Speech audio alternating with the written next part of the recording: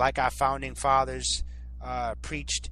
When we get called isolationist and liberal and conservative, these are all just name callings. This is just name calling. They're just words to distract us from the real issues. When people talk about liberal or he's a conservative, it's just, the media promotes this because it's more emotional, and a lot of our political and sadly some Christian leaders promote it too. But it's all just emotional. It gets people stirred up. It's more emotional to call someone a liberal or conservative than to call them a pro-world government communist or a libertarian constitutionalist. It's more emotional to call people liberal and conservative or isolationist. But just remember, people, those are just words that they use to distract people from the real issues, to distract us from the real issues of what's going on in this country and in this world. The UN, the CFR promote entangling alliances in world government that our founding fathers warned us against. In addition, our founding documents give no encouragement and give no authority to invade other countries that have not threatened our security. And foreign aid is just redistribution of wealth and socialism on a world stage, not just on a national one. And so-called conservatives blame Obama for socialistic ambition, and Bush did the same thing. Minding our own business, having goodwill and trading with other nations, and leading by example is not isolationism. On the contrary, waging costly, unconstitutional, undeclared, and unwise wars unilaterally is true isolationism. And meddling in other nations' affairs, such as our friend Israel, in compromising their sovereignty, acting like her friend on one side, but in reality playing both sides and supporting and equipping her enemies with money and weapons, is not looking like the nation our founding fathers fought and died to establish. This was never what our founding fathers wanted, but it's also not what Israel wants. Don't take my word for it. Listen to the words of Israel's Prime Minister Benjamin Netanyahu in a speech he gave to a joint meeting of the United States Congress on May 24, 2011. Listen to what he said to America. And if you want to watch the entire video, you can go to YouTube and watch it. It's all over YouTube. Is the part he had said within the first 6 or 7 minutes of the speech. My friends, you don't need to do nation building in Israel. We're already built.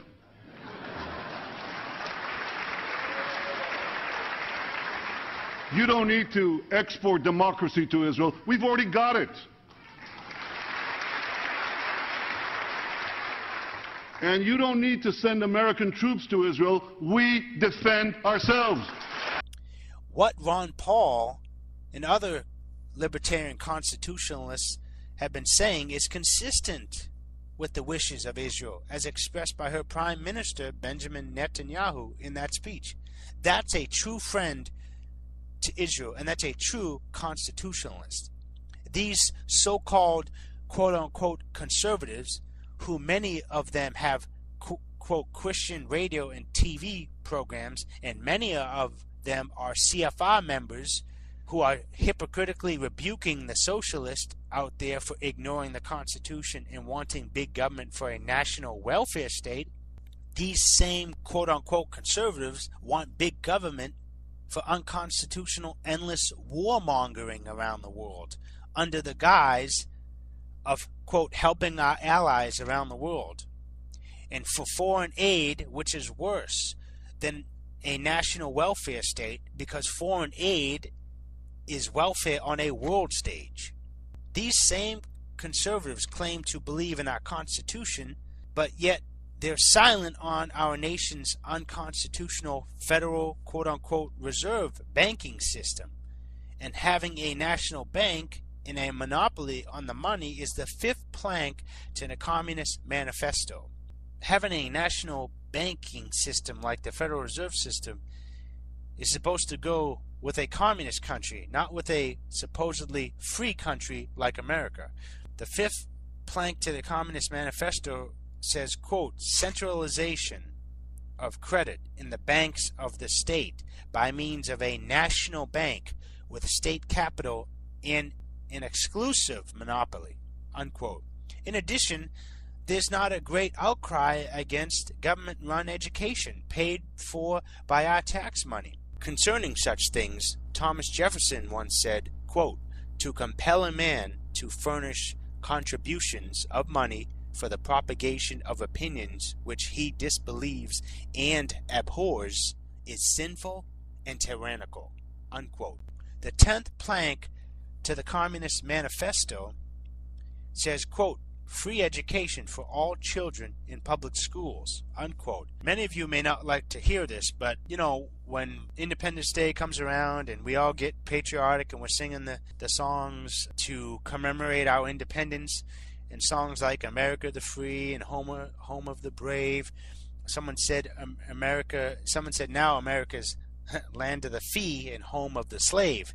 And I believe that to be true, unfortunately, and that's sad to say, because with our government imposing some planks of the Communist Manifesto into our nation, we no longer are a free country.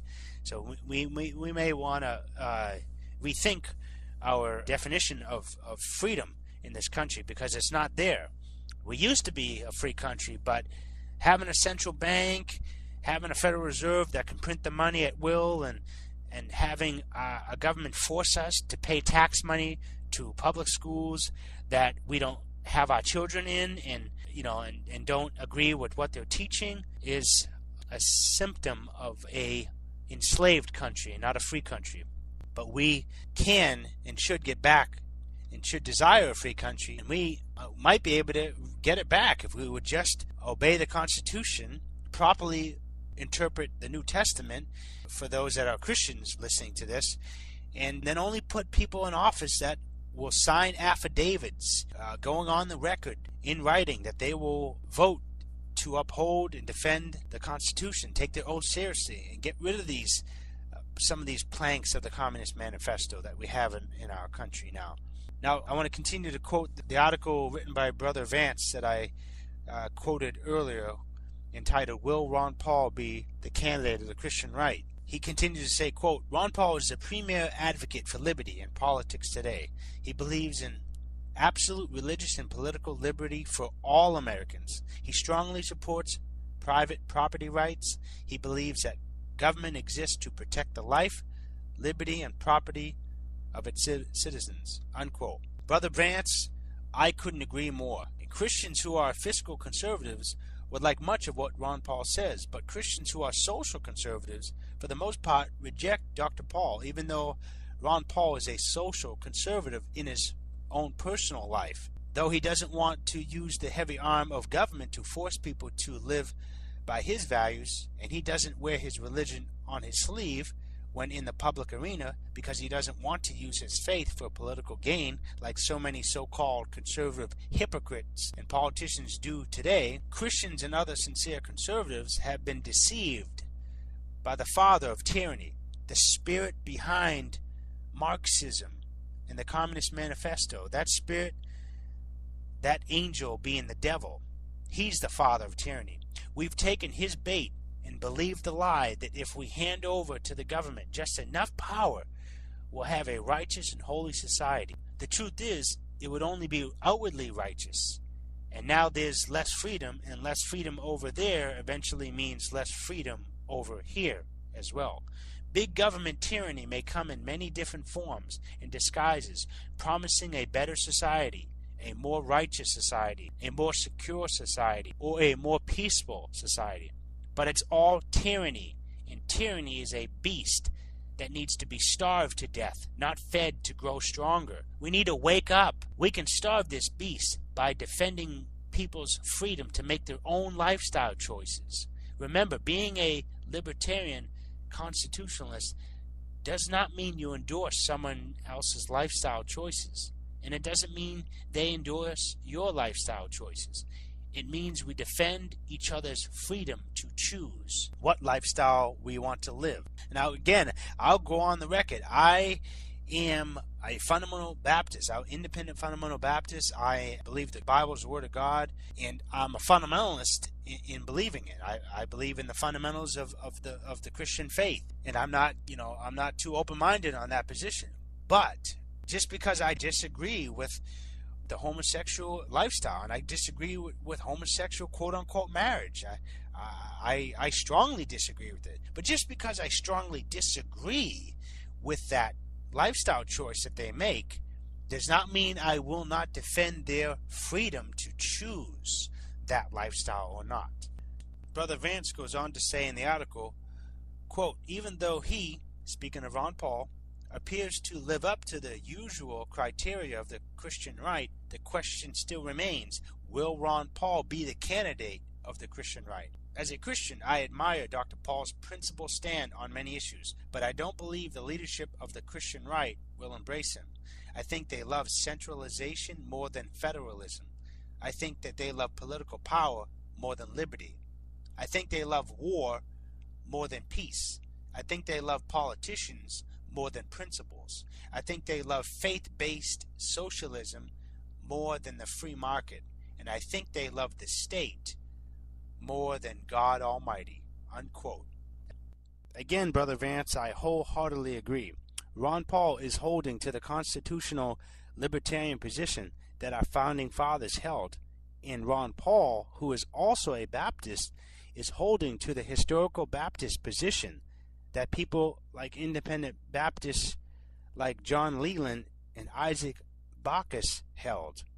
I sent an email to Mr. Vance letting him know that I am an independent Baptist who, like John Leland, am a constitutionalist and libertarian in my political views.